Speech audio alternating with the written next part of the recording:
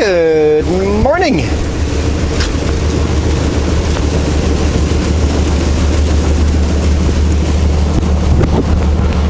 Made it to Grand Forks last night. Took 10 hours off.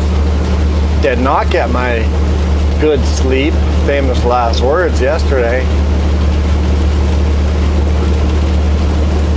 I must have gotten something in my eye and scratched my eye because I woke up at night feeling like there's gravel in my eye. So I grabbed some eye drops. It's feeling okay right now, but it's definitely uncomfortable.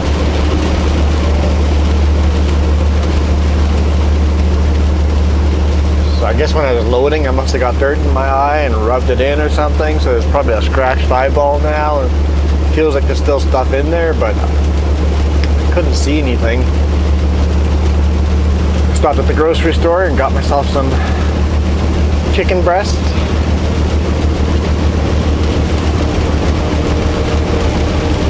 Make some meals out of that when I have time.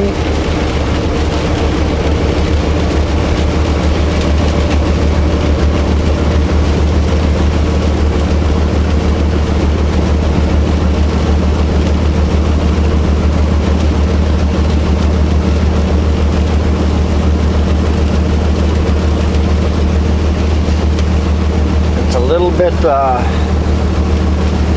little humid outside. A bit of moisture in the air. We'll see what it is like at the top of Paulson. Right now we're on Highway 3 eastbound approaching Christina Lake.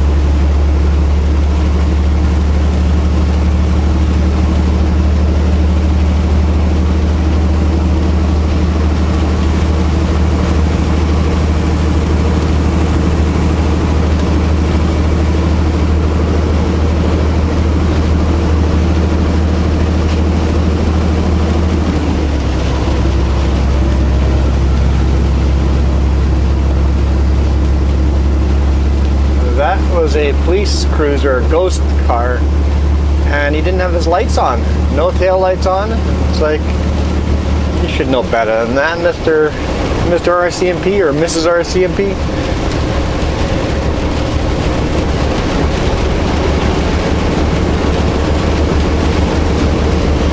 Because there's some people that aren't running their lights. I mean, the daytime running lights on most cars, but going through Grand Forks, some people didn't even have daytime running lights on older vehicles. It's like, you're invisible to me, can't see you, very dangerous.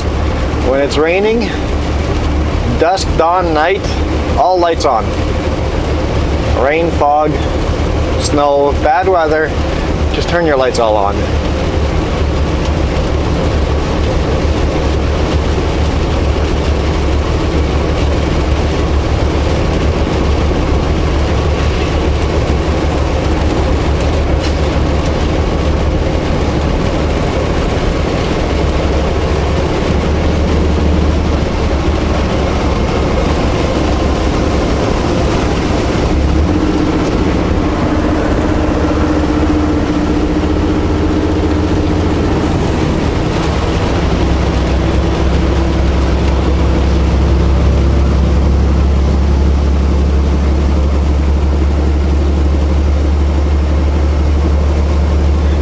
One fog light on. Means no tail lights either, so I don't get it. I know I can see the road fine, I don't need lights, but it's not about that. It's about having other people see you.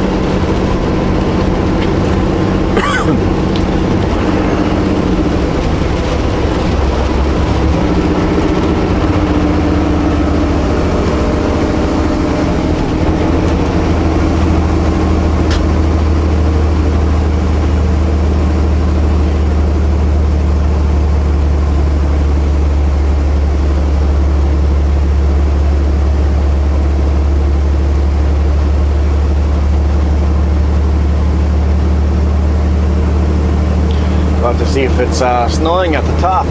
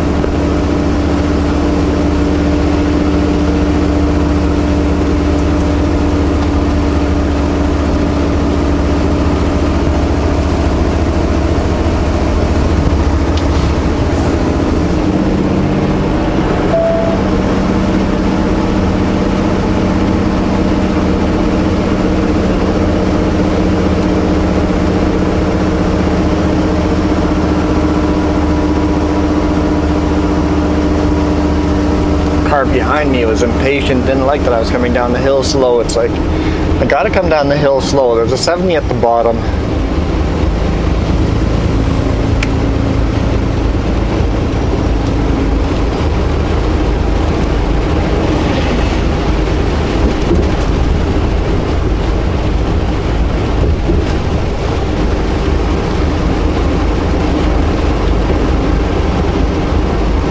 Thank you, Lisa's Lake House. They're open to truckers. They welcome truckers to take up their parking lot.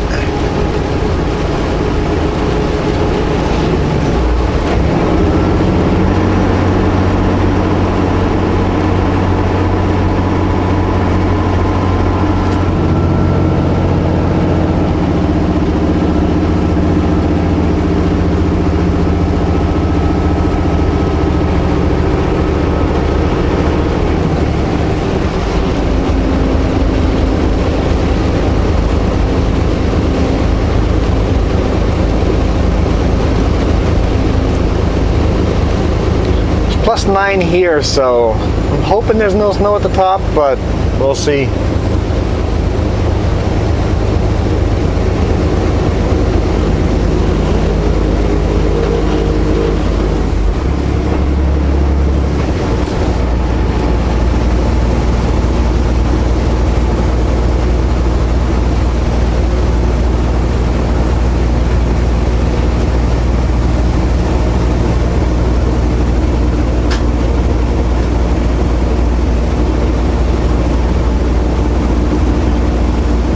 I hear the slamming of a cabinet door back there. It means we left one of the cabinets not locked in. It seems that you have to really close, make sure they're latched in, or else they always pop open. So one downside to these Kenworths, seem to have low quality hinges on their cabinets.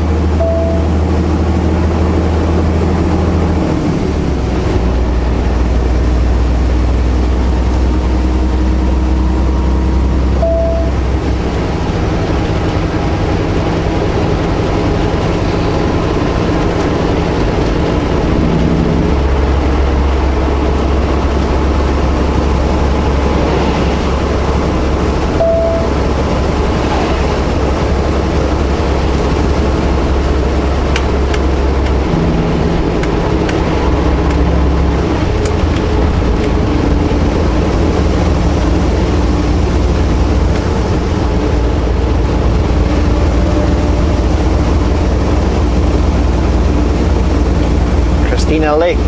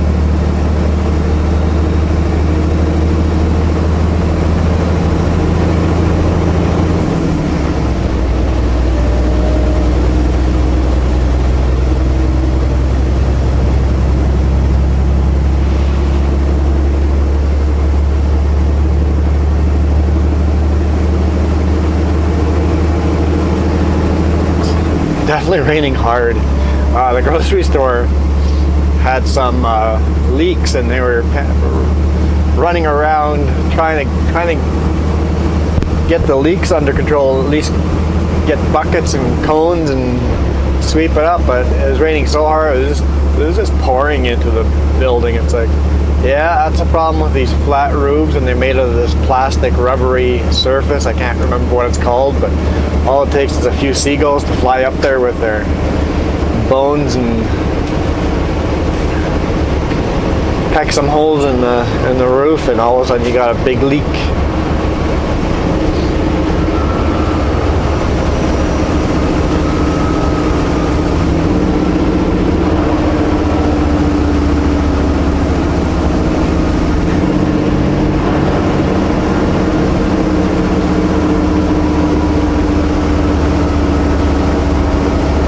I'm surprised that they keep making those roofs on grocery stores and retail centers, because it was just a way of life when I worked at retail. It's like every time it rains, like, okay, let's walk around, look where the leaks are this time, and try to pinpoint them for the roof repair. Next time it rains, it's okay, where's the new ones? Like, if it rains, you know it's going to leak, and since when is that acceptable? It's like, yeah, my roof is going to leak every time it rains.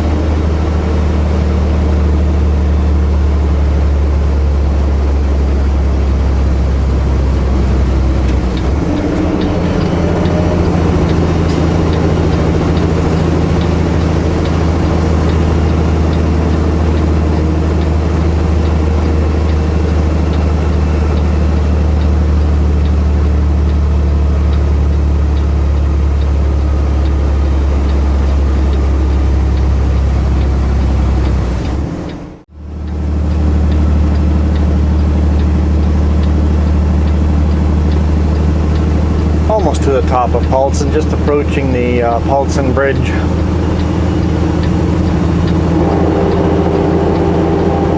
Still +7 here, so.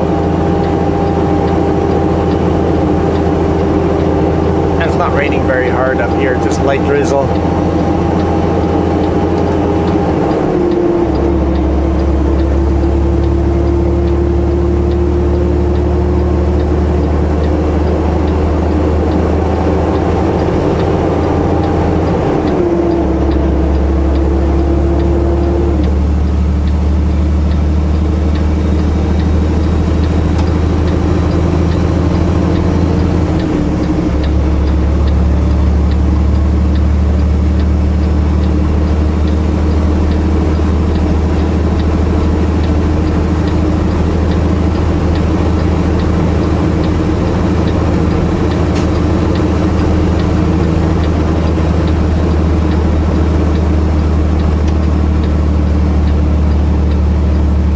What he was working on.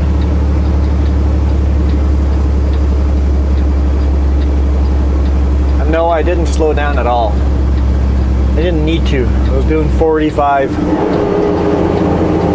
a 100-kilometer zone.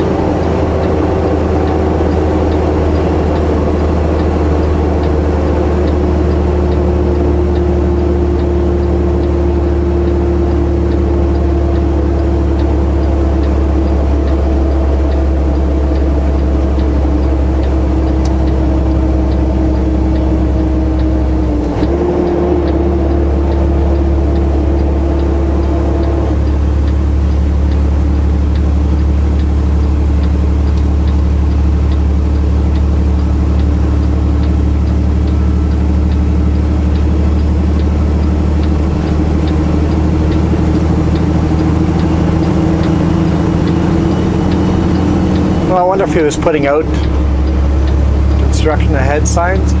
Maybe that's what he was doing.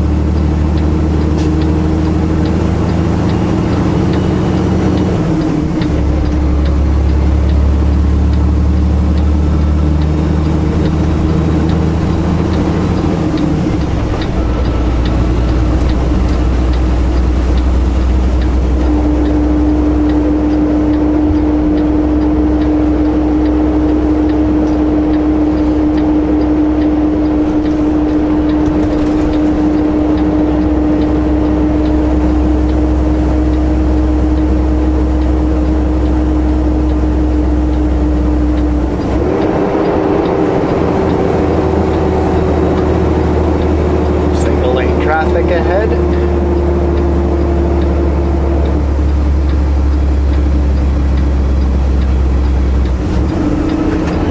50 kilometers, but I'm only doing 35 now. I'm trying to do 50.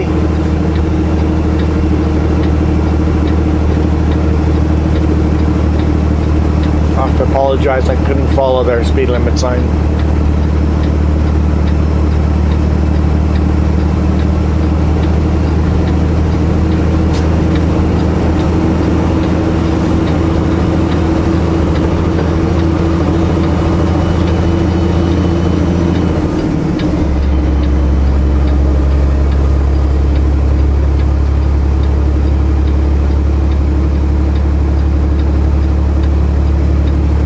My doubts that there'll be any traffic controller, but I might be wrong. If he was setting up signs, there might be nobody around yet.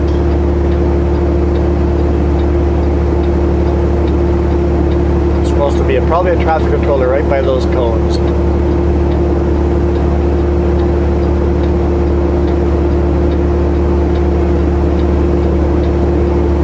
Nope, up there. Ha! I was wrong. Probably working on the rock slides throughout the winter, getting all the ditches cleared out.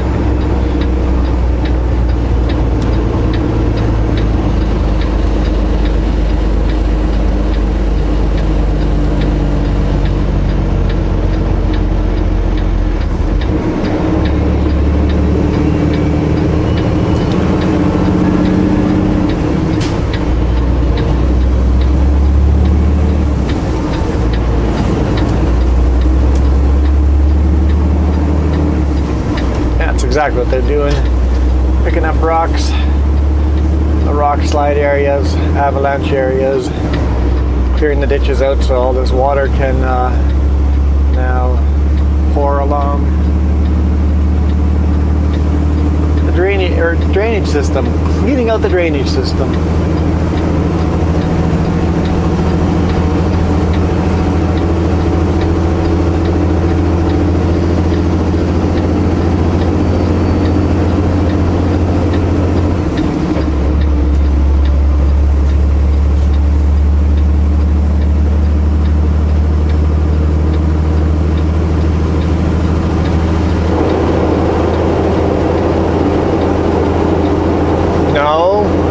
Pass.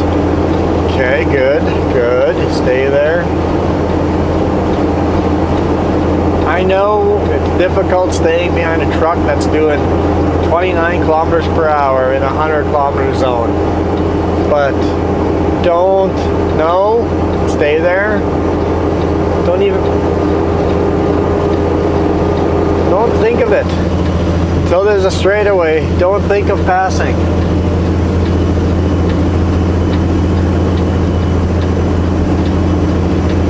No, couldn't quite wait. Had to go over the yellow.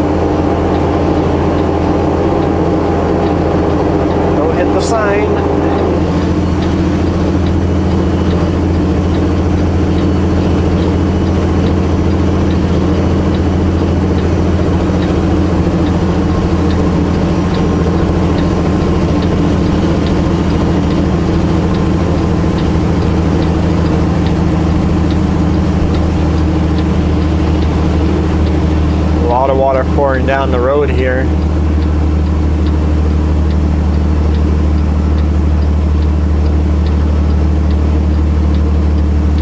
so it's creating extra resistance on the tires. You have 30 tires going in a stream of water coming down the highway. I gotta stay out of the ruts because it's slowing me down being in the ruts.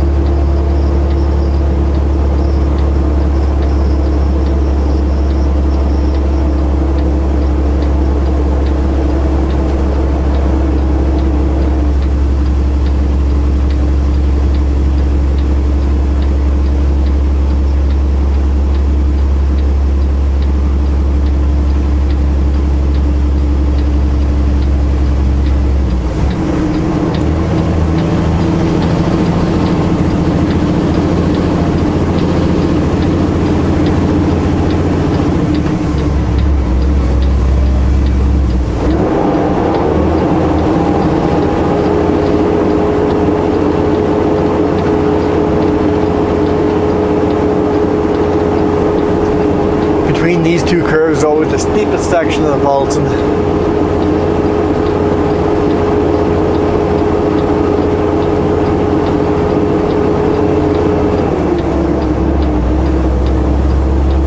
Kilometers an hour, 17. But it starts flattening out over here. It might not seem like it flattens out at all, but that little straight section between those two curves was by far the steepest section of the highway. Here you start gaining speed again.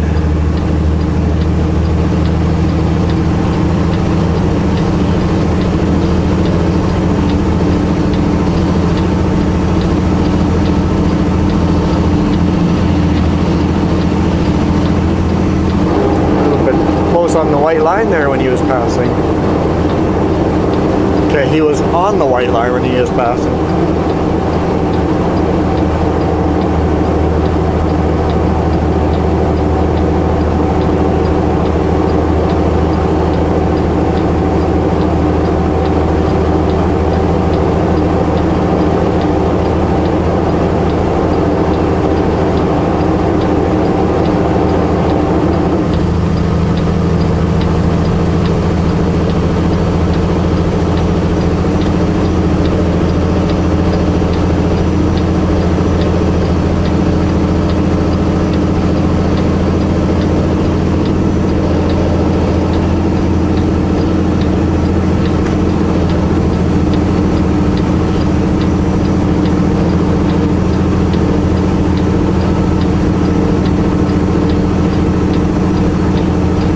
+5 up here.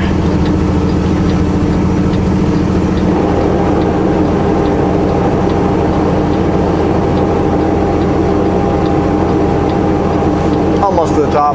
One more hairpin here, and then we'll flatten out and start heading down. Do a brake check and start heading down. Get into Castlegar and then start heading north to Silverton. Hoping to make it there around 11, but probably be after 11. I mean, originally I was hoping to be there by 9:30, 10, but then I got told I'm headed to Idaho tomorrow, so I need to take an extra 2 hours off at night, so.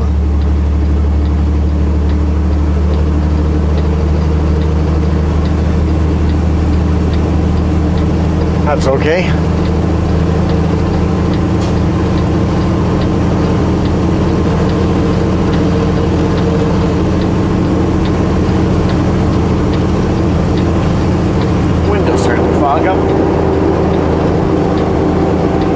Defog on.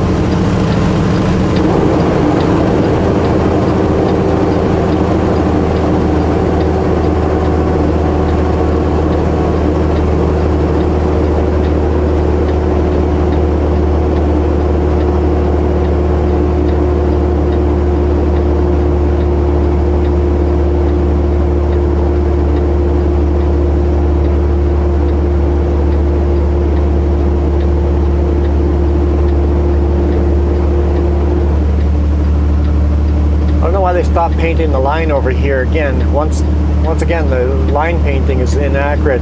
There's still a passing lane here, so there should still be a checkered white line.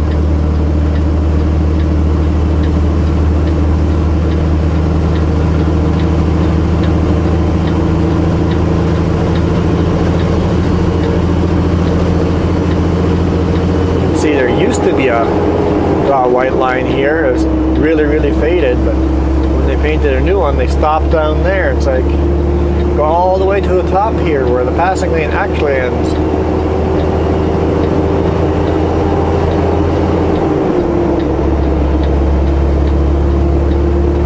Right there.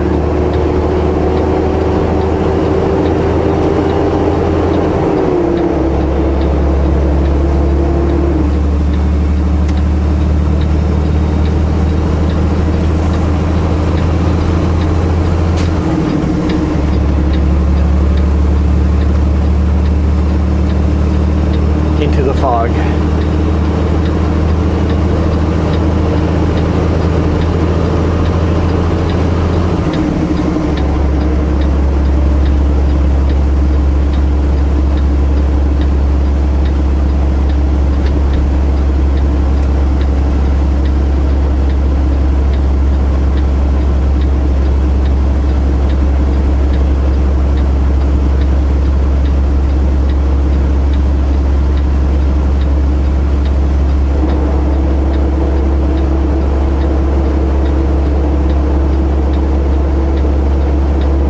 Brake check there. I think I'll grab some eye drops and maybe do that every single time I stop today. Just drop an eye drop into the eye to see if I can get to heal, because it's not really fun right now.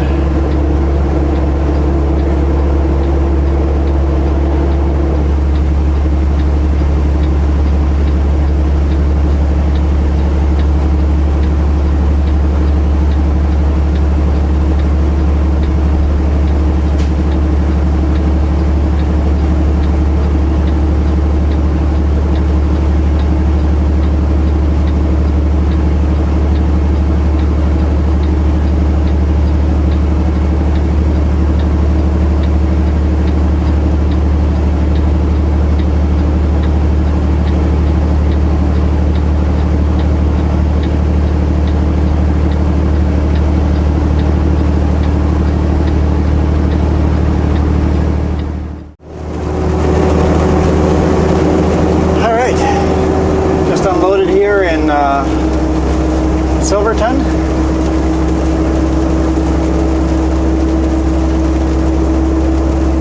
Headed to Kootenai Innovative Wood.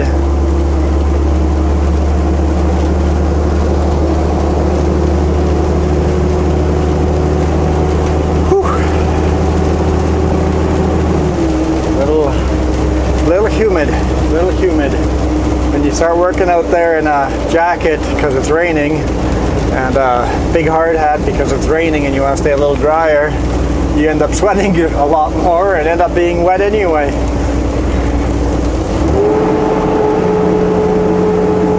Oh, I'm hungry. What time is it? 12:20. Yeah, it took an hour and a half to unload basically. Yeah. It's a big load, so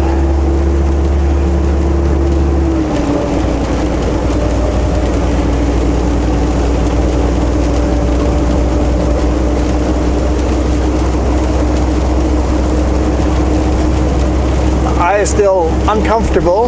I was looking for some painkiller and found out that I have none in this truck. With moving this truck 5 times, everything all over the place, I've definitely misplaced stuff along the way. I'm missing a water bottle, I'm missing some painkillers, I'm probably missing other stuff I haven't thought of. So one of those other vehicles has my stuff in it.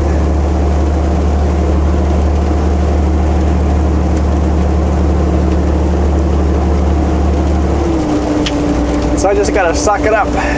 Suck it up, princess. Suck it up.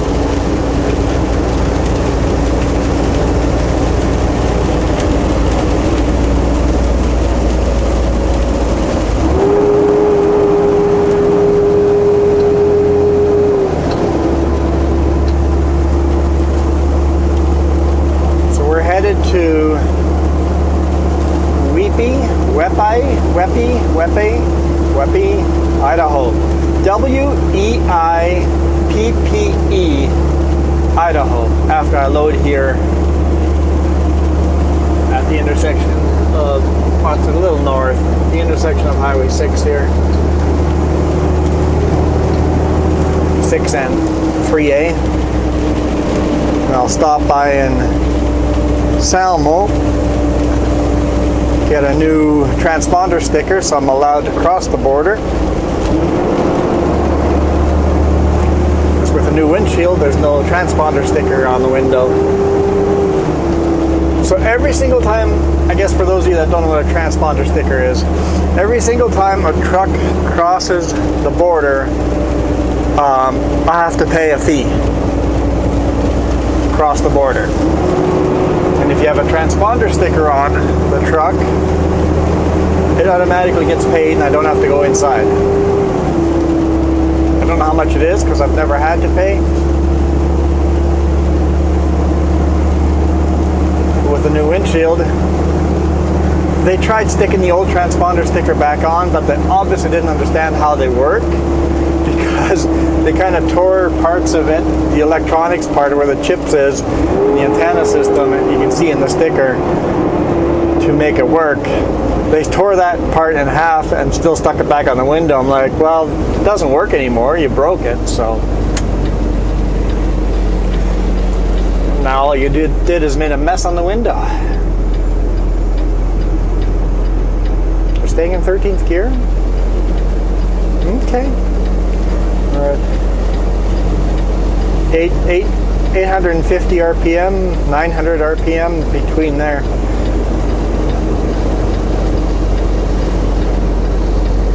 I guess it knows what it's doing. I'm empty, so it can run low RPM.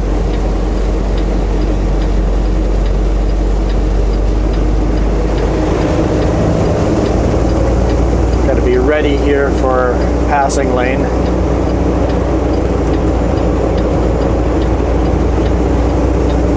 See if I can time it out so I don't really slow them down.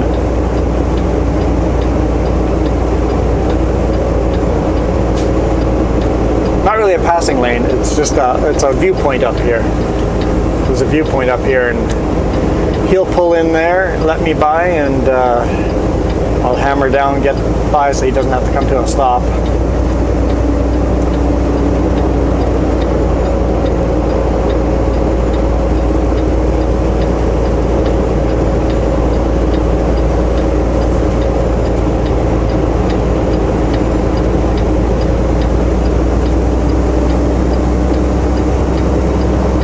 Right on his bumper.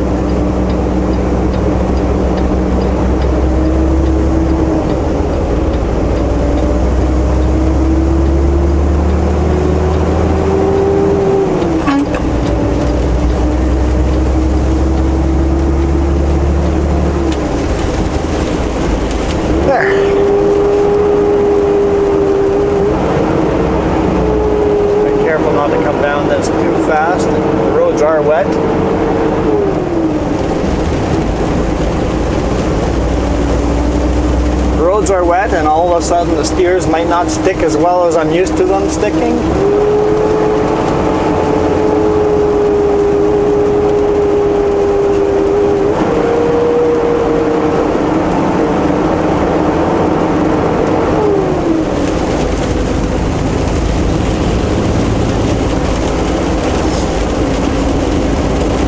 I do have my power divider lock on. Somebody asked about power divider locks, if I only use them when the roads are slippery, when there's ice on the road, snow on the ice, or on the road. No, I use power divider lock quite often when the road conditions are good. When I'm empty and there is no weight on my axles, there's a lot of power in these engines, and I find places where I will spin tires is wet roads. When I'm empty, when I'm full load, most of the time I don't need power divider. Unless it's a bit of a muddier yard or something like that. Oh, I have fan override on. I'm like, why is the engine so loud? Yeah, that's better. So a wet road, just gravelly, dirty, sandy road, you want power divider on. I also found in towns, at intersections, you know, when you go through an intersection, you get those bumps. I put power divider lock on in town when I'm empty, because those bumps, with the hard suspension on these things, at least International, I haven't tried it with this truck yet, I haven't noticed it yet, but I know that International has a harder suspension. This thing's got 8 airbags instead of 4, so it might be better. But those bumps, it would bounce the tires in the air, and all of a sudden I'd be spinning the tire in the air, and then boop, as it hit, little squeak as it hits the ground. I'm like, okay, power divider lock, so that both the rear and front axle are getting power. What is the power divider lock? Normally, only the front axle has power. Front axle, I mean the front drive axle. The front set of dualies. Only one set has power. And when you put the power divider lock on, both the front and rear axle get power. So it changes it from a one-wheel drive to a two-wheel drive. And then if I lock the diffs up, it becomes a four-wheel drive. Well, technically eight-wheel drive, because they're duals.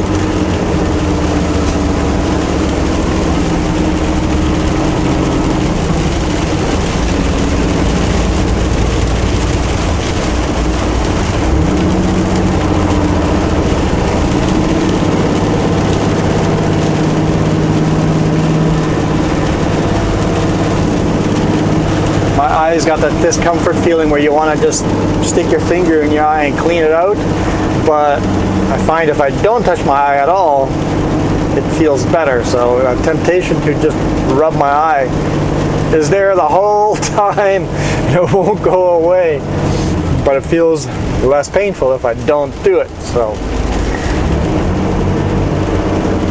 don't do it. If it hurts, don't do it.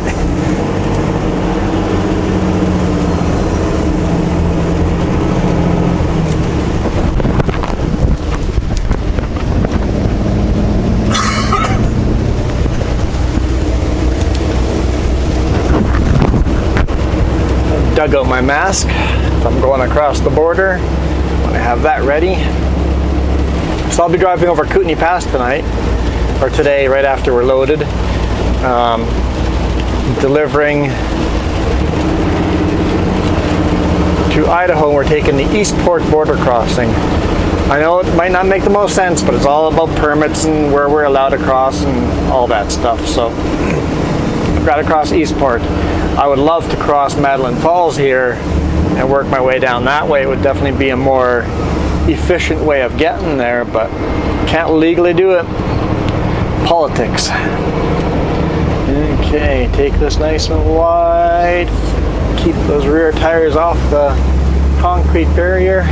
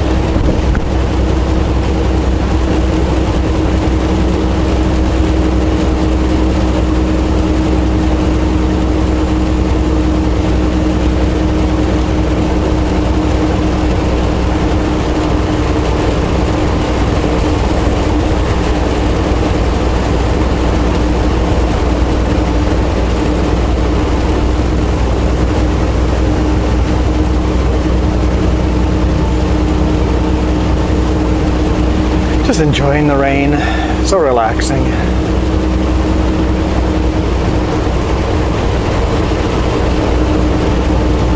I guess if there's still frost on Kootenai Pass, it might get slippery overnight, so it'd be a better thing if I boogied and got over that thing before it freezes tonight. That would suck.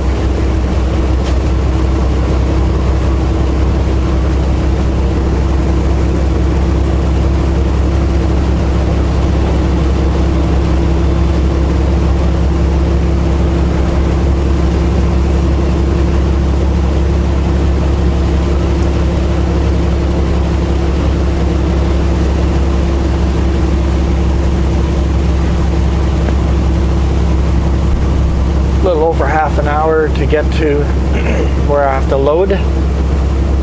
Yeah, probably more like 45 minutes. I threw chicken breast that I bought today morning into the food warmer. They're frozen chicken breast, fully cooked.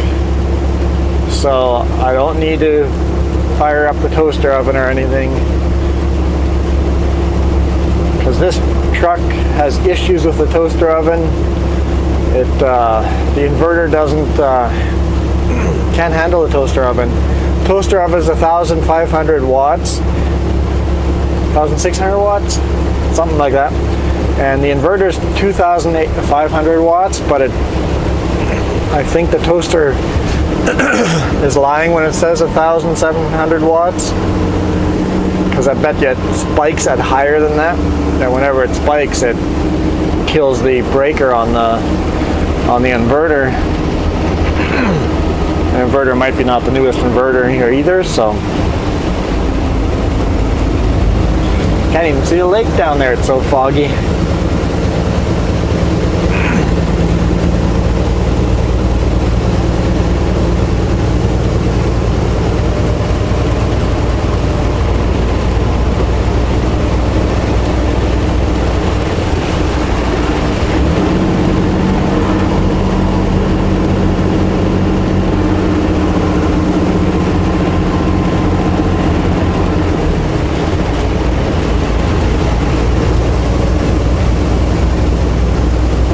Right-hand side, there's Slocan Lake, natural lake, no dam.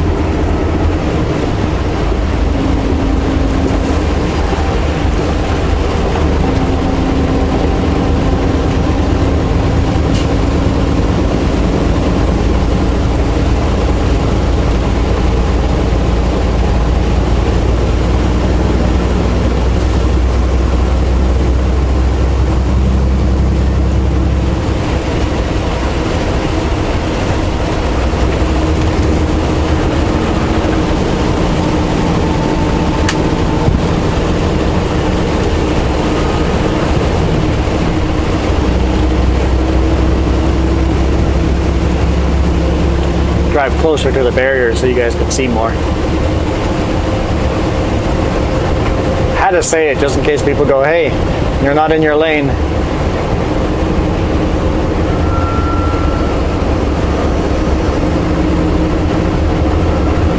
In a car, you can't see any of this. You're sitting low enough that those concrete barriers take away most of the viewpoint. You don't get to see these beautiful lake viewpoint. You got to stop and pull over at the viewpoints to see this. That's the first thing I noticed when I started trucking. It's like, I can see stuff. Well, apparently I'm speeding a bit. Slower down, slower down.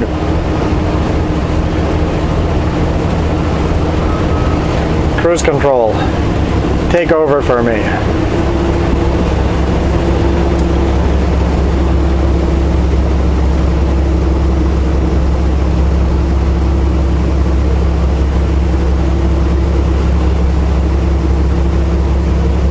Slocan Lake, Slocan Valley, the town of Slocan, S-L-O-C-A-N, I believe.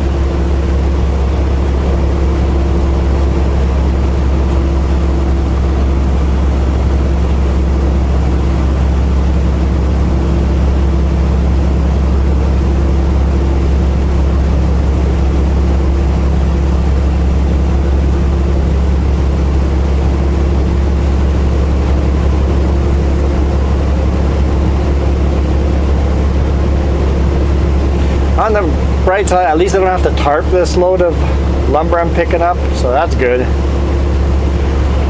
No tarping makes me happy in this kind of weather. That is good. At least in the winter it might be cold, but at least you're not getting wet most of the time. But when you are getting wet and it's cold, then it's miserable tarping.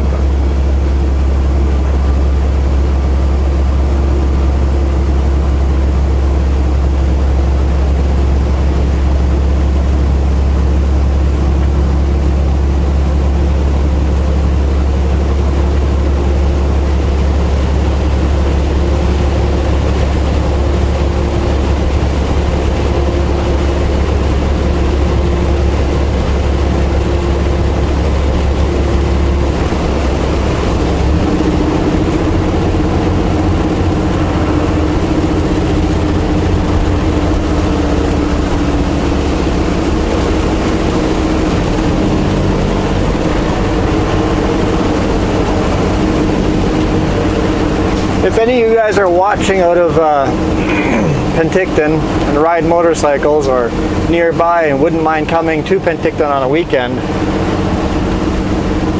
let me know. Send me a message. I would like to park a bunch of motorcycles around my big rig. Go to a parking lot, park the big rig there, and park a bunch of motorcycles around the big rig and show how many motorcycles we can park around the big rig in my blind spots, that if I'm sitting in the driver's seat, I can't see out of my windows or out of the mirrors those particular motorcycles. See how many we can get in there.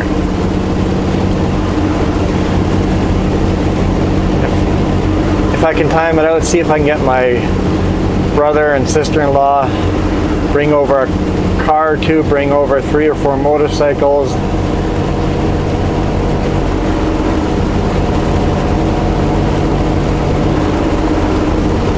See what we can all hide in the blind spot of this big rig, just to show people what I cannot see from inside the truck. I get beautiful viewpoints further away, but close by I can't see a thing.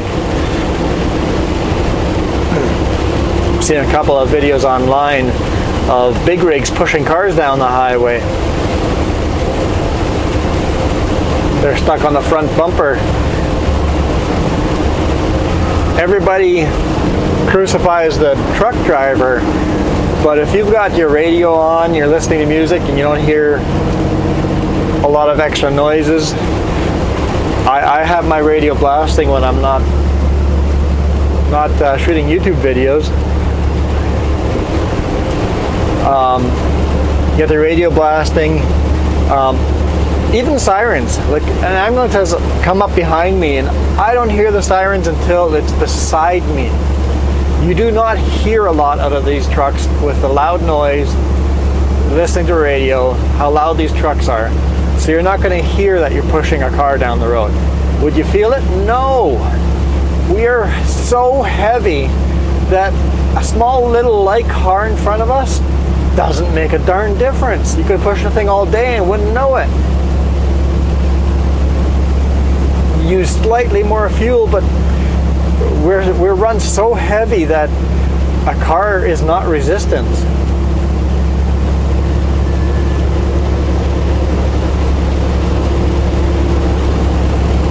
So if you're going to be on a highway and there's multiple lanes and you are on the right side of a big rig, don't stay there.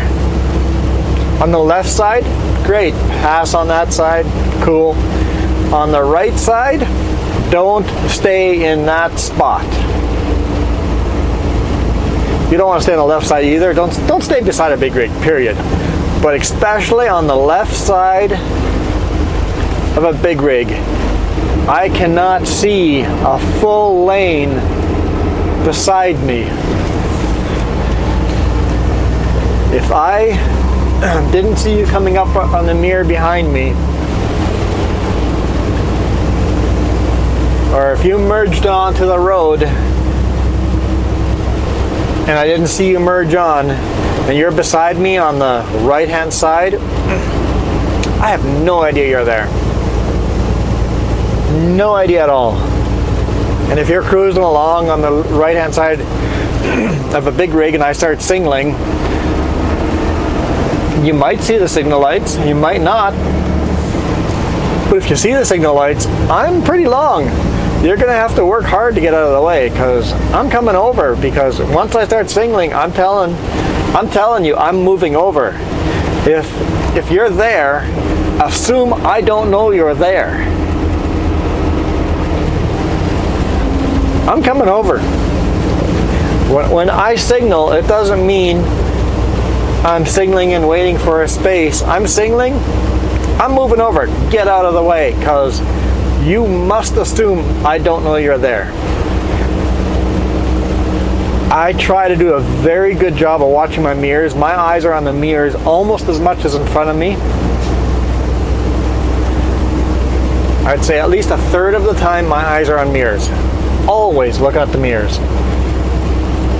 So when in cities, I'm always remembering, I'm like, okay, that red car was right beside me, it was approaching me, so they're beside me. I haven't seen them pull off an off-ramp.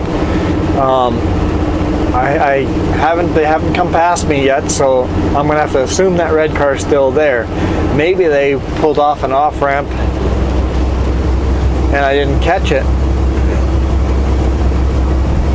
So I work really hard to make sure to limit that risk, but don't stay in that area. It makes my life hard if you stay in that area, and it is extremely dangerous for you. If you're on a motorcycle, what are you doing beside a truck? You have so much power. Come up behind me, hang out behind me. Once you're gonna pass, pass. Get her done. Get past me, and then you can ride again in front of me at a speed you enjoy. Don't stick around beside me.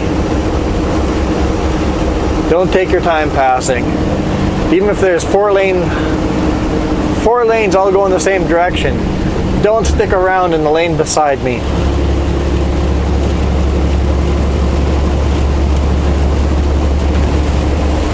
Give her a little mustard and get past me.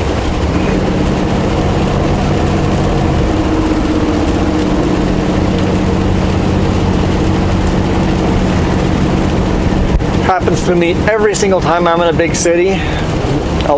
Majority of the people don't stick around, but there's always that one or two cars that just like, what are you doing? Why are you there? It's like, why are you staying there?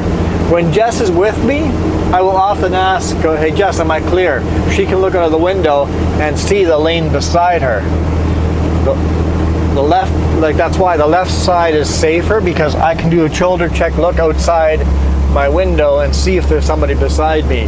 It's not a foolproof system, but it's better, much better than my right side where I cannot look out of that window. I don't know what's going on over there.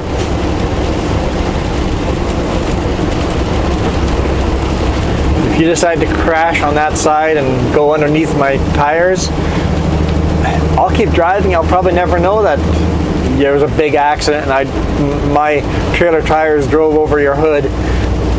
I might never know.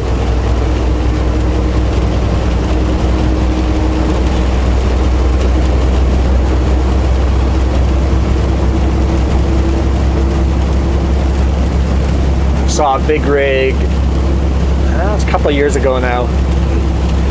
Car hydroplane beside the Super B, and the truck driver saw that it was at night, so they saw the lights flashing all over the place, but he said, I didn't feel a thing, but the front trailer ran over the hood of the car and the rear trailer ran over the trunk of the car, and the car just gone. The only thing left was the passenger cabin was undamaged. It was just sitting there. Like there's damage, but not a lot of damage. But the only thing wrong with his trailers was one flat tire. That's it.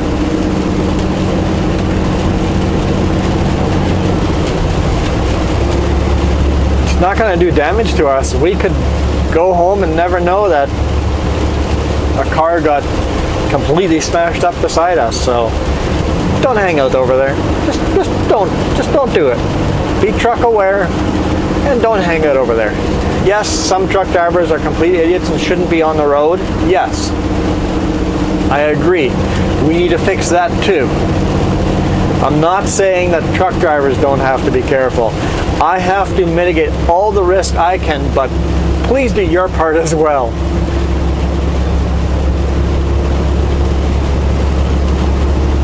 And something my brother always says when he's riding motorcycles that applies to cars as well. I don't care how much you have the right of way. You're the one that's dead, not me in the big truck. If you have the right of way and you're like, I have the right of way and I'm sticking to it, you're the one that's dead. Just let the guy go. If he's being an idiot, let the guy go. He's completely in the wrong, complete idiot. Let him go, because he's not going to die when you run underneath his trailers. You're the one that's dead. So it doesn't matter how right you are, you're the one that's still dead. So be careful. I ride bike, I love it, but be careful. And we all know it's risky and more dangerous, but we can mitigate the risk. Can reduce any time beside big rigs. Reduce other risks, right? Always think about how you could reduce the risk to yourself. Another tip to motorcycles, my brother, another white helmet versus a black helmet. It's amazing how much better you can see a motorcycle if the rider's wearing a white helmet. Never thought of it until I started riding.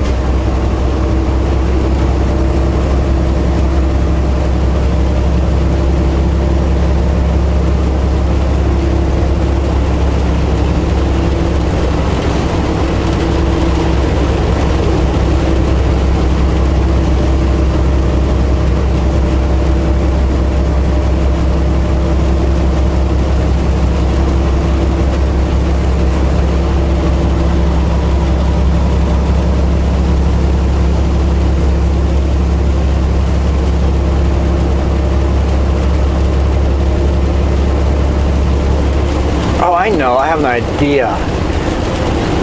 I have to wait for this COVID thing to go away, but sometimes they do motorcycle courses, training at a certain parking lot in town. If I could show up at that training, I'll have to keep an eye out for it. If I see it on a Saturday, if all of a sudden they do a bunch of training, I'll pull in on my bike first and talk to whoever's doing the training and see if they're okay with it. Pull in there. They always got a bunch of motorcycles there. Ha! I know I have all these things I want to do. Sometimes it takes me a long time to get to do these things, but I still have plans of I actually did shoot a video of doing a brake check, what you have to all do, and apparently once I try to do a not natural, try to do an actual, try to do an actual video with structure to it, I completely just fumble over myself. So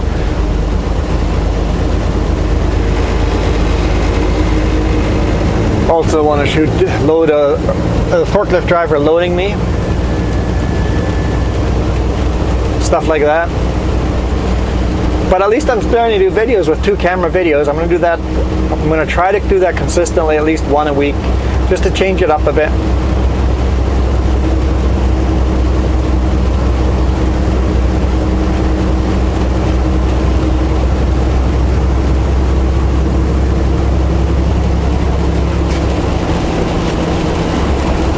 I enjoy reading the street names.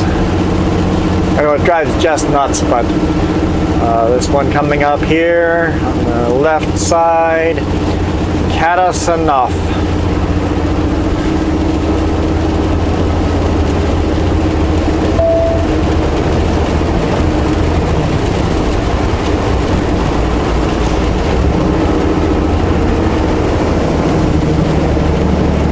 Sesame Street. Maybe it's Sesame Street, not Sesame, Sesame. I'm reading them on the GPS, not on the green signs. That's why I can see them from that far away.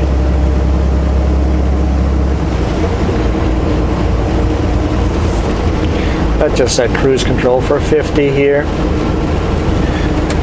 It's so easy to speed through wind law here.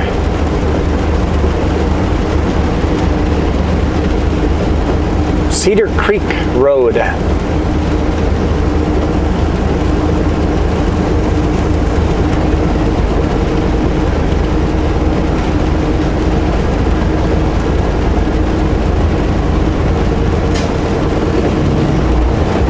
You'll find a lot of street names end with off, O-F-F.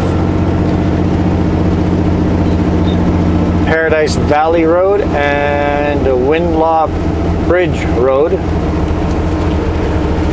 Next one is Hoodikoff. Hoodikoff. It's the one coming up. Hoodikoff.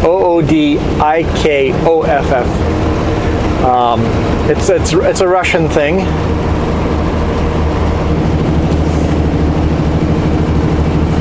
I think it means like family of, like the family of Kudikov, or not off, but.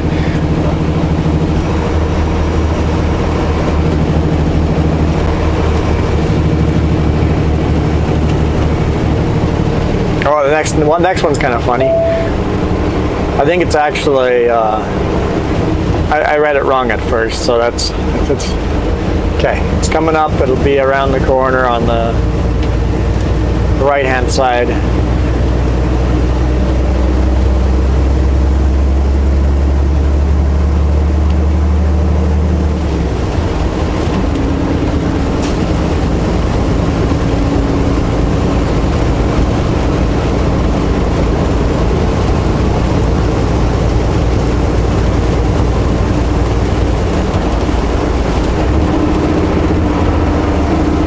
So it starts with an F instead of a PH like I would expect a name like this, but it says Philippe off.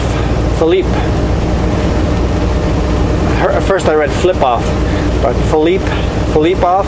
So it's spelled with an F. F-I-L-I-P-O-F-F. Right over here. Philippe off.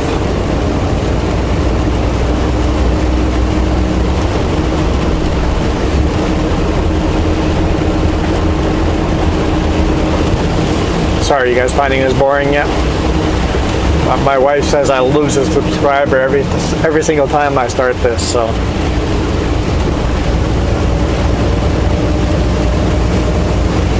I'll catch up with you guys after I'm loaded.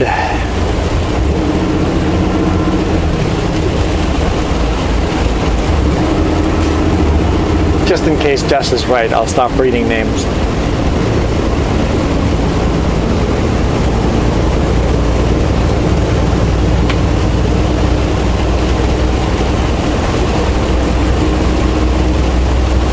One more. That's Oma Road. O-M-A. Is that Grandma's place? It's got to be Grandma's place, right?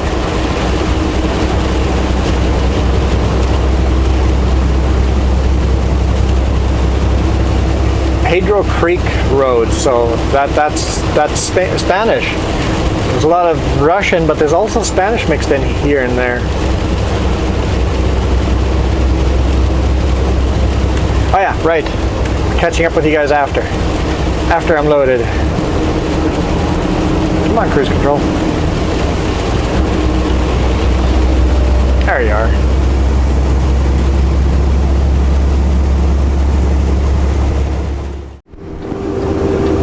Yes. Yes, it is snowing.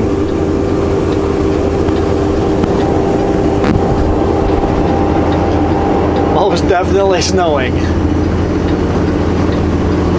Plus 4 degrees Celsius outside right now. Climbing Kootenai Pass. Getting close to the top. but it is definitely snowing.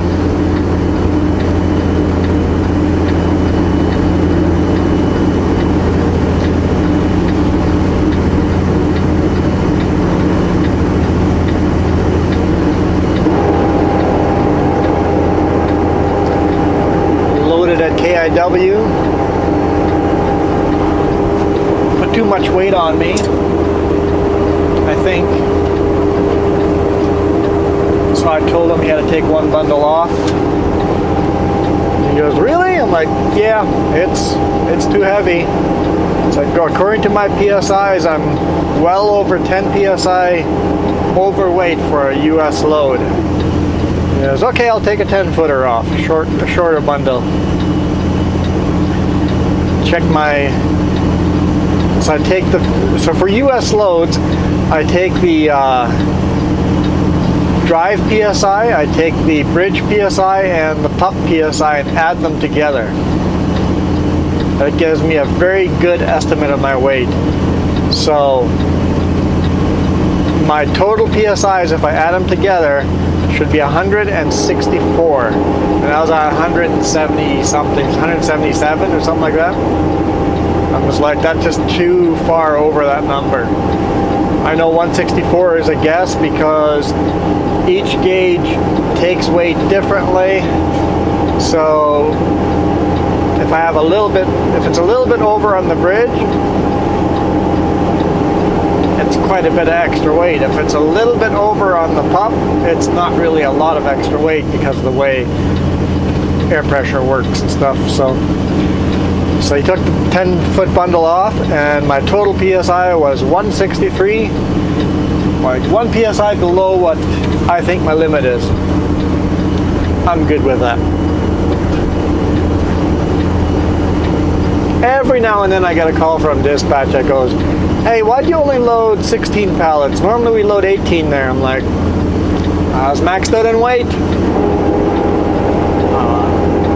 Not running illegally. I know my gauges and I'm not going over. Especially running Idaho. Idaho, they would pull your 2-trailer permit, and then anything on the second trailer is considered all overweight, and the ticket will be huge.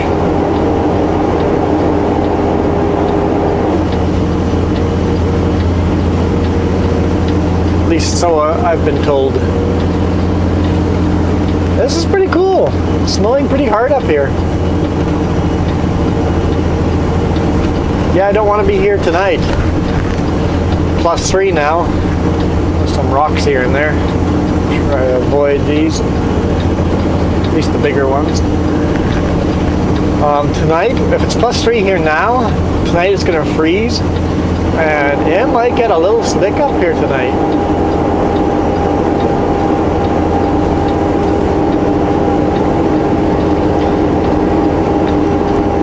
Swung by Salmo at our head office, picked up 2 jugs of bug wash, and I'm like, yes, you guys have bug wash in. I'll take 2 jugs of that and mix it 50-50 with the winter stuff. Because you never know, I might get a run to northern Saskatchewan or something like that and still need the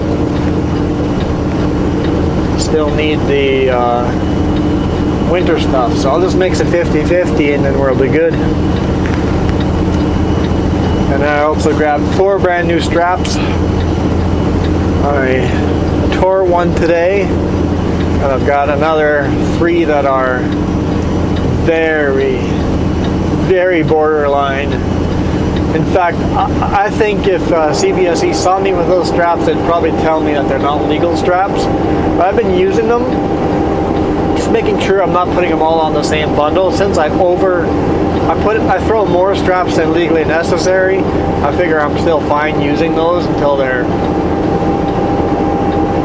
past legal limit. I just be careful. I like using everything right to the end of the life.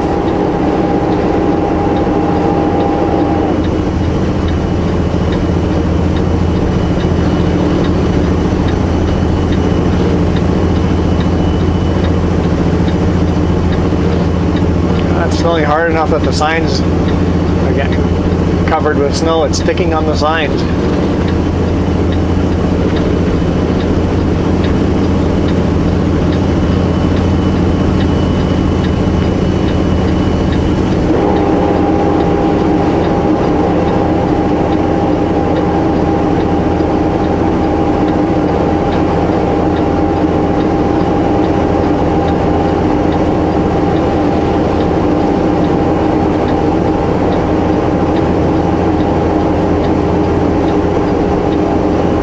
Beautiful sticking on the trees like that too. I don't mind the snow at all. I'm actually enjoying this. I'm not concerned at all about it being slippery at top. It is starting slushy over here though.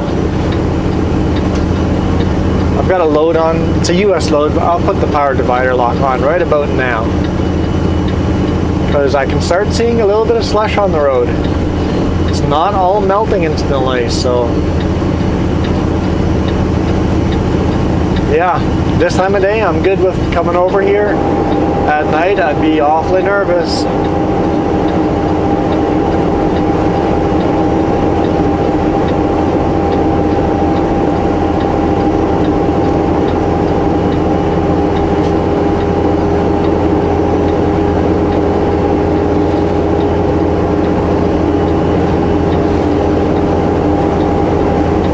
Had payday, got payday today, so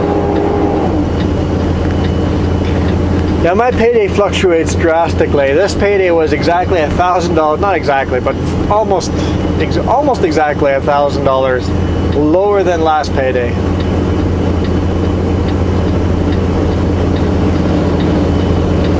So my paydays fluctuate all over the place.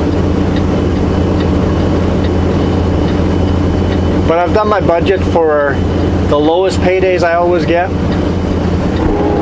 When I get breakdowns and stuff like that, what's my smallest payday that I get? Okay, do the budget according to the smallest payday I get. Anything I make above that, I throw into savings, or sometimes I throw half of it into savings and then the rest is play money to go do something fun.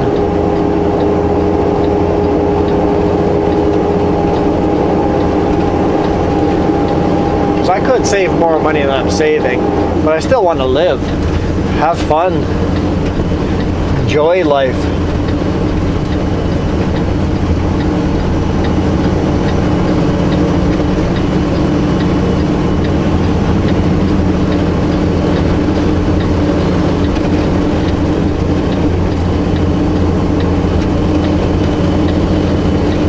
Also, whenever I stop in Salmo, I go take a shower too.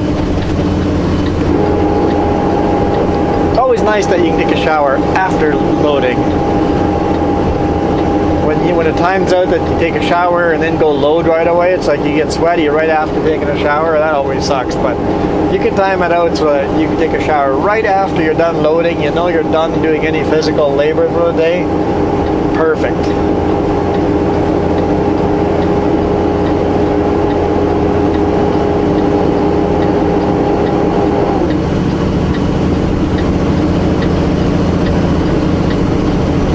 I think I'm about 2 hours short of making it to the customer today.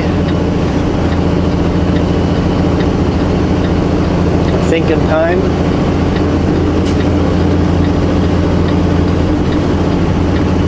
Well, I started at 8. Yeah, probably about 2 hours short.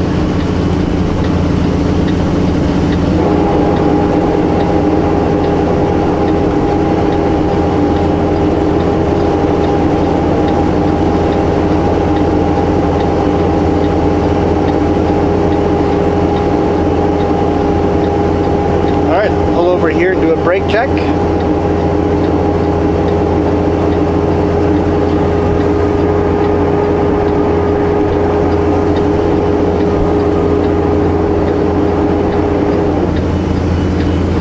Plus 2 degrees. Windows fogging up. Let's get some more airflow over the... Okay, it's really fogging up. Let's get a lot more airflow.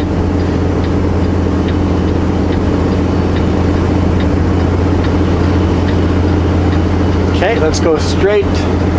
Let's hit the max button. Max defog. Fogged over very quickly.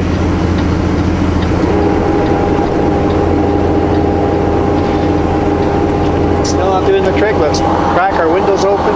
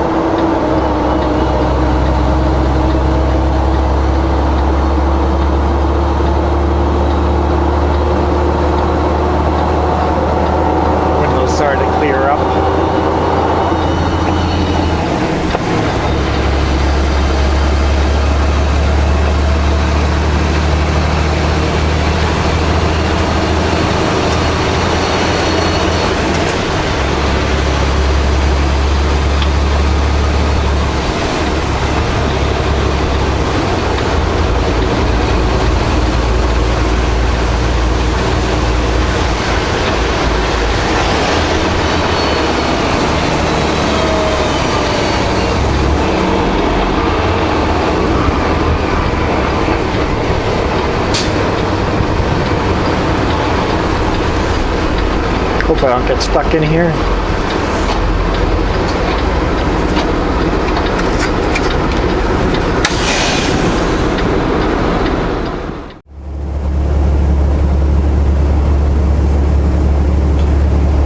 We're in Idaho. Way up north.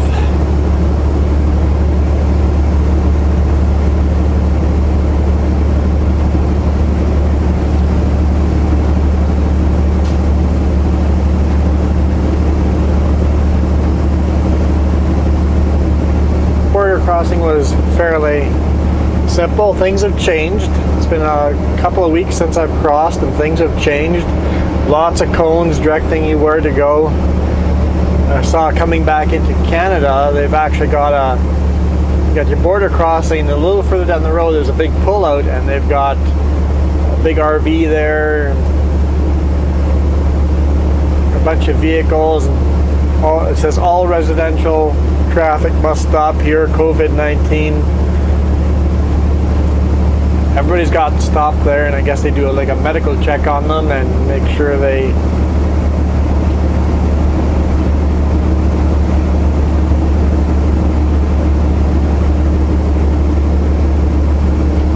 promise to self-isolate for 14 days or whatever, right? So that was interesting. Quite different than what I'm used to. And then the border crossing, I gave him my paperwork, and he just goes, there's only 2 pages here. Where's the page with the country of origin information on it? I'm like, sorry, I only got the 2 pages. I have that, and then packing slip. Like that, I can check my email quickly to make sure I accidentally only printed out 2 instead of 3. It's like, nope, email says I only have 2. He just goes, there needs to be a 3rd page. I'm like, sorry, I don't have it. Looks at me for a bit and goes, okay, have a good day. I'm just like, I'm not sure what just happened, but okay. I'm like, it sounds like he's gonna turn me around. I'm like, they didn't give me any other paperwork. This is what I've got.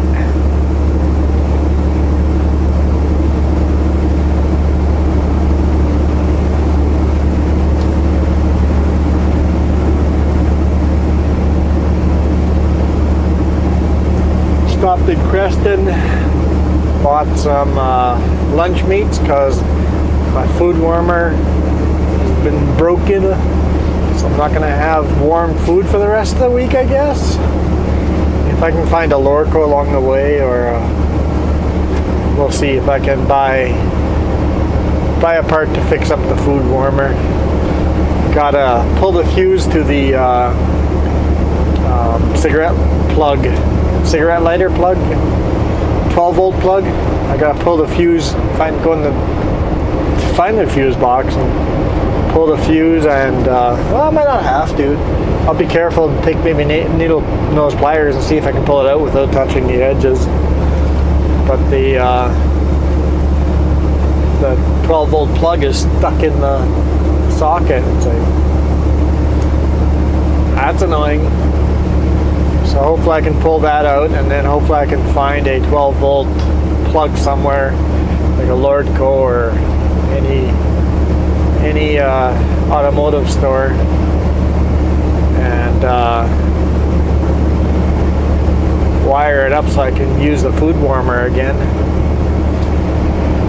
It's only 2 more days, but I don't want to eat cold food for 2 days straight.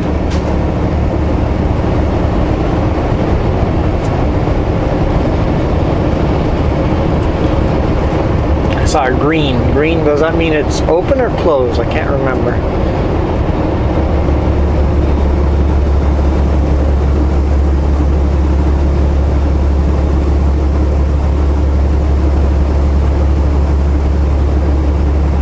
Green is open. Okay. Scale is open.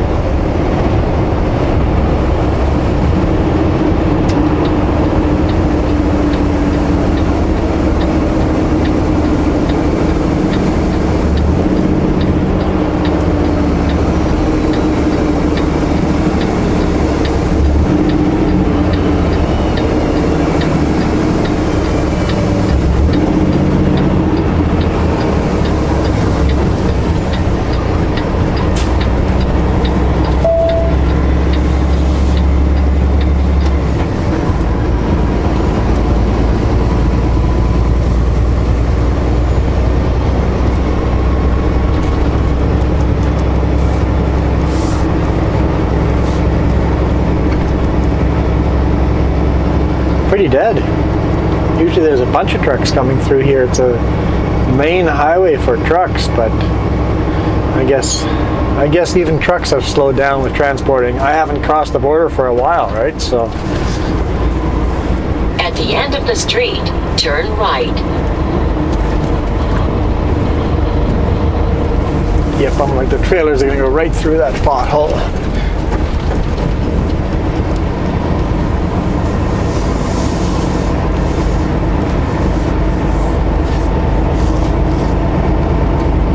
Junction repair right ahead of us there.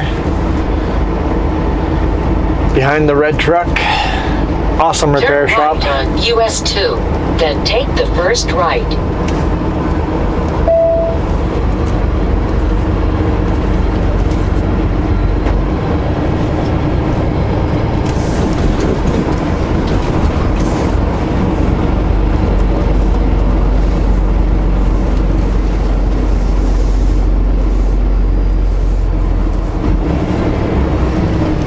Speed across scale 3 miles per hour, which is about 5 kilometers. Basically, Turn left crawl on US 2, on over. then take the first right.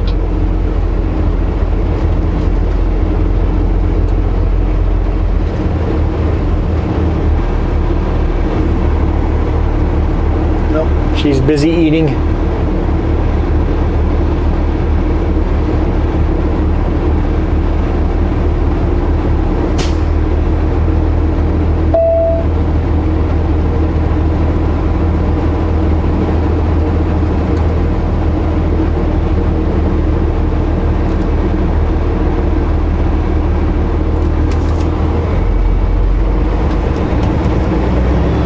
Normally I'll turn over here and go that way, but last time we found it was the same amount of time coming up this way. And going back onto the road this way.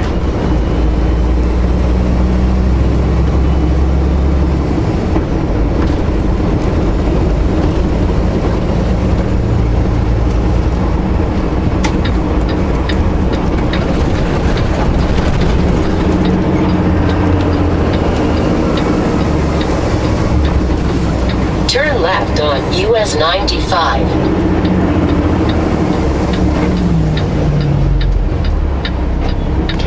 Right, cars don't have headlights here, or they don't have their headlights on here.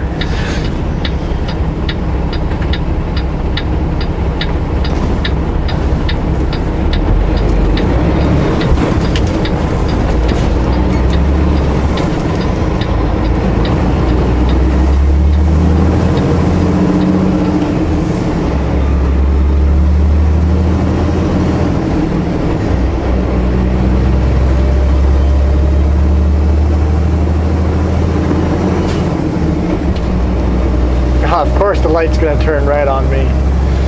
Oh well.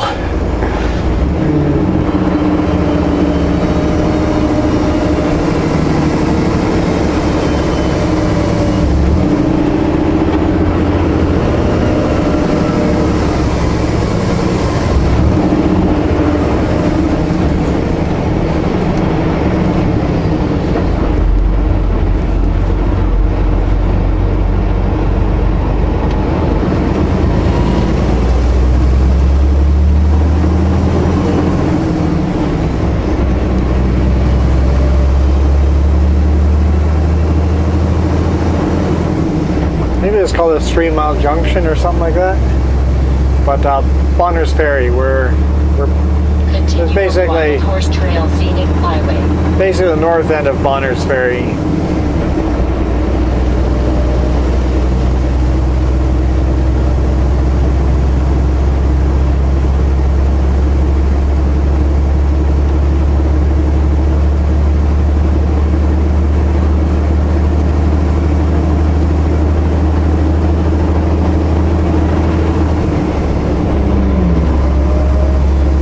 Like it's gonna be a little stormy looking here too.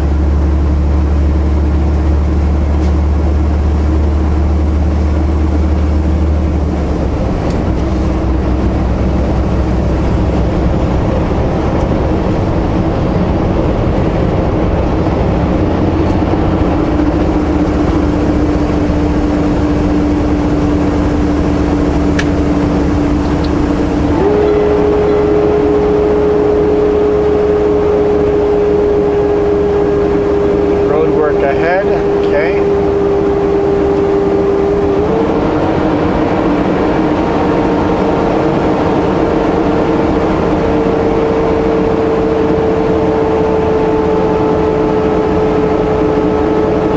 Reduce speed to 45, okay. I'm already, well, actually I am there by now.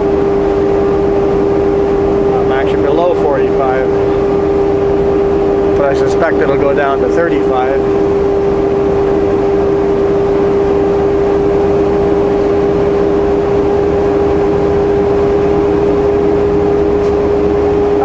Down there moving, heading east. Nice long one too.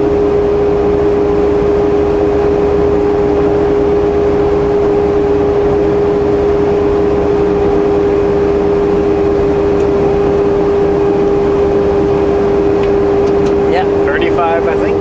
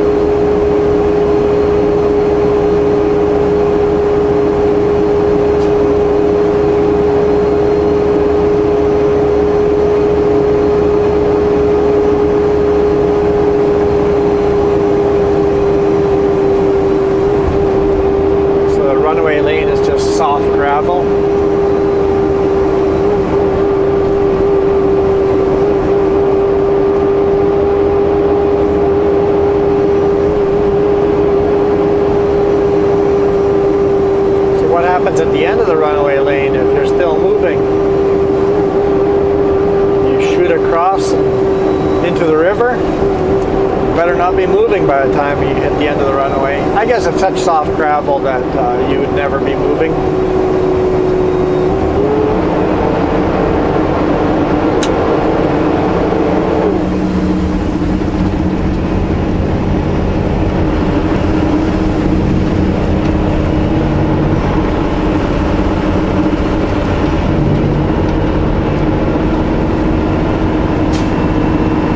I'm still hungry. I made myself a chicken sandwich, or just like chicken lunch meat type of thing. I made myself a sandwich.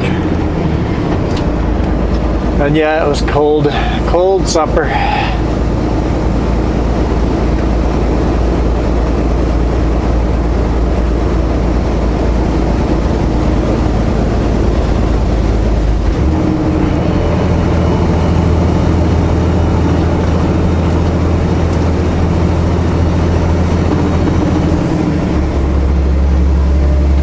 Ahead. What's 25? That's 40 kilometers?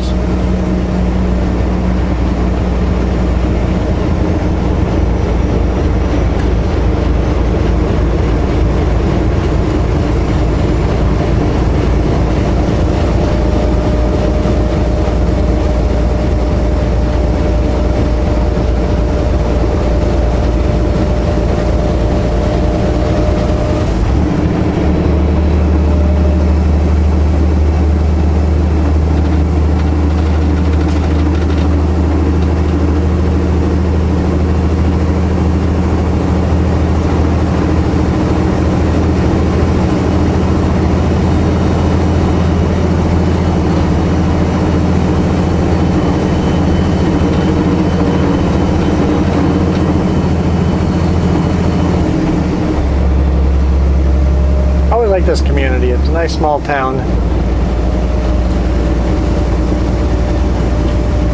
It's after 7, so I doubt any hardware stores would be open or automotive stores would be open. Like the Napa over there. I don't think I can park anywhere over here anyway. I guess I could park in the center lane before he flashes on and hurry run in, but I think they're all closed by now. Yeah, it all looks locked up. Okay, I'll have to see if I can find a spot tomorrow. This one definitely doesn't look... I'd have to be pretty desperate to park over here. I guess I could park over here, close to the Schwab's, and walk there.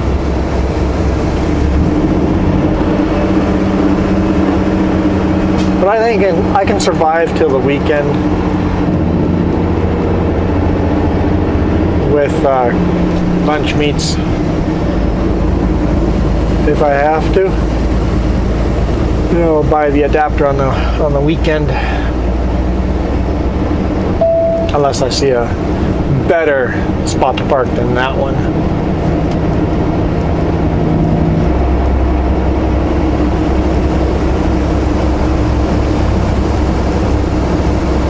Pacific Pride, I forget about this one. Gotta write that one down on my list.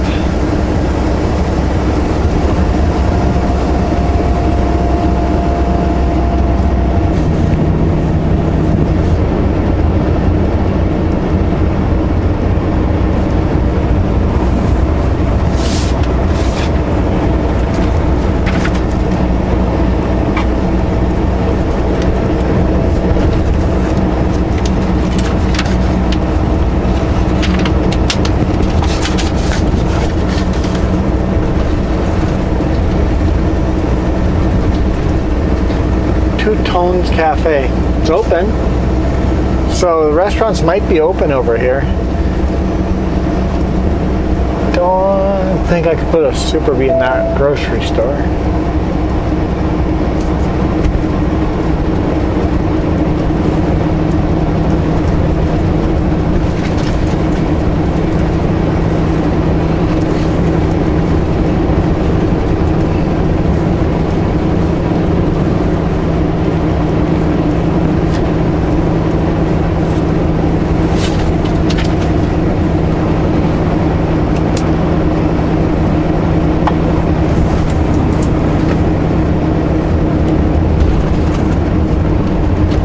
Where's all this road work?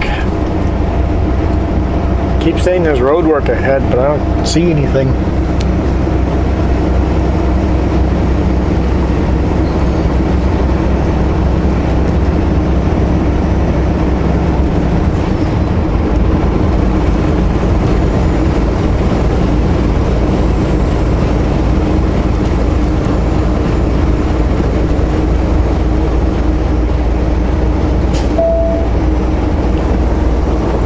got 2 hours and 43 minutes of drive time left. I'll enjoy more of Idaho. I'll see you guys tomorrow morning. Thank you for watching. Hit the thumbs up if you enjoyed. I saw that 39% of you guys are subscribed now, which is a huge number compared to what it used to be. That's more than double. So thank you. 39% of you guys watching are subscribed. So that is fabulous. Fabulous. And then all the comments I get every day, love reading those. Thank you for those.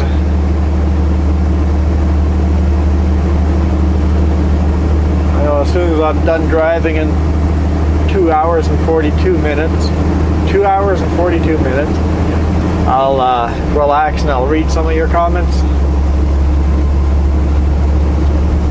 For the last video I posted,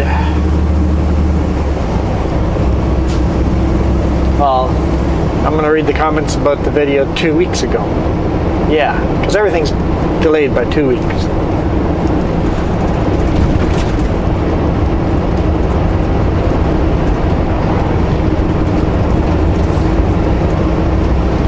Into the forest.